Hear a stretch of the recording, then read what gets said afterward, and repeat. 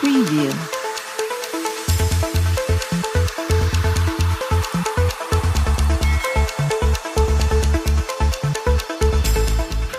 बिस्मिल्लाहिर्रहमानिर्रहीम। अस्सलाम वालेकुम। औकात टीवी में खुश आमदीद। मैं हूँ अब्दुल जब्बार अंसारी। ख़वातीन हज़रात, जनरल कमर जावेद बाजवा जो हमारे आर्मी चीफ़ हैं, उन्होंने लंदन में साबिक़ वज़ीर आज़म पाकिस्तान नवाज़ शरीफ से मुलाकात की है। नवाज़ शरीफ ने अपने बयान में अलल ऐलान कहा था कि जनरल कमर जावेद बाजवा ने हमारी अच्छी भली चलती हुकूमत को गिराया, हमें हटाया, जिसका बहुत उन्हें दुख था। और जाहिर है कि इतना बड़ा ओहदा हो चला जाता है, दुख तो होता है, लेकिन बंदे को अपने किरदार पे भी नज़र रखनी चाहिए कि मुझसे ऐसी क्या गलतियां हुई हैं। दूसरा ये है कि अब जब उनको इतना गिला शिकवा था कि कैसे मुलाकात हो, क्या कहा, या तो ये हो सकता है कि कमर जावेद बाजवा ने उनसे कोई माजरत की हो या कोई उनके साथ डील हो। तो ये जो मुलाकात है ये लग ऐसे रहा है कि फिर कोई डील होने जा रही है, और ये फिर वही बात आ जाएगी कि न्यूट्रल जो हैं वो न्यूट्रल नहीं रहेंगे, क्योंकि जब इन पे बात तभी होती है, एस्टेब्लिशमेंट पे बात तभी इसके ख़िलाफ़ लोग बोलते हैं जब ये अपना सियासत में अपना कोई किरदार अदा करते हैं, कोई रोल अदा करते हैं। यानी कि अपने जो अस्करी मामलात हैं उनसे हटकर ये सियासी मामलात में मुदाखलत करते हैं, तो बात तो फिर होती है, तनकीद भी होती है, बातें भी होती हैं, फिर बर्दाश्त भी करना पड़ती है। तो अब वल्लाह आलम उनमें क्या बात हुई है, क्या नतीजा उसका निकला, ये तो सामने जब कोई बात आएगी तो पता चलेगा। दूसरा ये कि पेट्रोलियम मसनूआत की कीमतों में जो इजाफ़ा हुआ है, हम तो ये तवक्को कर रहे थे कि पेट्रोलियम मसनूआत की कीमतें कम होंगी, लेकिन कम होने के बजाय कीमतें बढ़ा दी गई हैं। अब मरियम नवाज़ जो है ना, वो पंजाबी में कहती हैं गोंगलुओं से मिट्टी उतार रही हैं कि नहीं, ये नई कीमतें बढ़नी चाहिए थी। और नवाज़ शरीफ के बारे में है कि वो जी उसने भी मुखालफत की है। इधर आसिफ जरदारी जो है ना, वो भी इसकी मुखालफत कर रहे हैं कि ये ठीक नहीं हुआ, हमसे कोई मुशावरत नहीं की गई।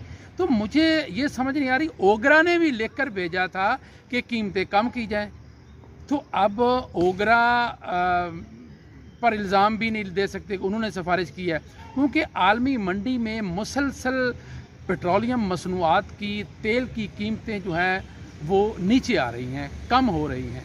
तो उस हिसाब से अब हमारी जो हुकूमत है, इसको चाहिए था कि वो कीमतें कम करते। इन्होंने कम करने की बजाय कीमतें और बढ़ा दी, जिसमें लगता है कि इस फैसले में इनके इत्तेहादी भी नाखुश हैं, और शायद यही कीमतें जो बढ़ाना है ये इनमें दरार का बायस बन जाए। अब हम आते हैं शहबाज गिल, जो कि पीटीआई के रहनुमा हैं, साबिक़ मुशीर, साबिक़ वज़ीर आज़म इमरान ख़ान, तो उनको जो है वो गिरफ़्तार किया गया है। एक बात इमरान ख़ान के बकौल उन्होंने काबिल एतराज़ की है, नहीं करनी चाहिए थी, लेकिन कितनी काबिल एतराज़ बातें फजल रहमान ने यहूदियों के एजेंट आर्मी को कह दिया कि ये यहूदियों से फ़ंड लेते हैं। ये इसी तरह नवाज़ शरीफ का बयान भी कमर जावेद बाजवा के हवाले से मैंने आपको बताया। मरियम नवाज़ भी अपने जलसे में ये नारे लगवा चुकी हैं, और कि ये जो दहशतगर्दी है इसके पीछे वर्दी है।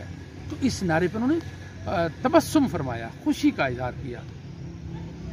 तो कानून एक ही होना चाहिए, यकसां कानून का निफाज जो है वो मुल्की सालमियत के मफाद में है। मुल्की मफाद इसी में है कि यकसां जो है वो फैसले किए जाएं।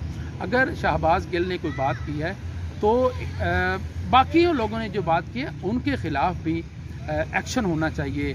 लेकिन उनके खिलाफ अभी तक कोई एक्शन नहीं हुआ। उधर मालूम हुआ है कि शहबाज गिल से पार्टी के सीनियर रहनुमा जो हैं वो मिलने गए थे, उनको मुलाकात तक नहीं करने दी गई। मैं हैरान हूँ कि अब बताया जा रहा है कि वो अडयाला जेल में है। अडयाला जेल पंजाब में है, पंजाब में हुकूमत भी PTI की है और अपनी ही हुकूमत में अपने मातहत इदारे में अपने कैदी से जो है उनको नहीं मिलने दिया जा रहा और बताया जा रहा है कि उनको जेल में चक्की में रखा गया है। और ये भी कुछ हल्के कह रहे हैं कि उनको नंगा करके उन पर तशद्दुद किया गया है। तो ये तो सज़ा शुरू हो गई। सज़ा तो होती है जब जुर्म साबित हो जाता है, अदालत फैसला कर देती है, फिर भी जो फैसले में सज़ा होती है वो दी जाती है। तो अब आगे आगे देखिए होता है क्या। अब तक के लिए इतना ही। अपने आस पड़ोस का अपना ख्याल रखिएगा, हमारे चैनल का भी ख्याल रखिएगा। अब्दुल जब्बार अंसारी को इजाज़त दीजिए। अल्लाह हाफिज़।